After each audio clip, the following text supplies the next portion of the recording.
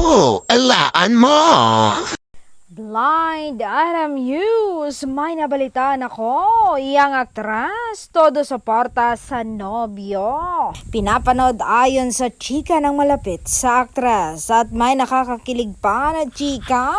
Napapag-good morning na lang daw si aktras sa harap ng TV sa nobyo.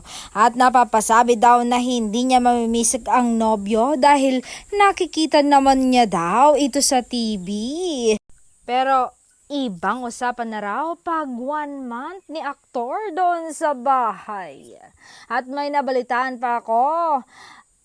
Bago daw pumasok sa bahay si aktor ay nagbanding daw ng matagal ang couple ng mga ilang araw. Sinulit daw nila ang mga oras o sandali na nasa outside world pa itong si aktor. Araw-araw di silang nag-date ayon sa chika.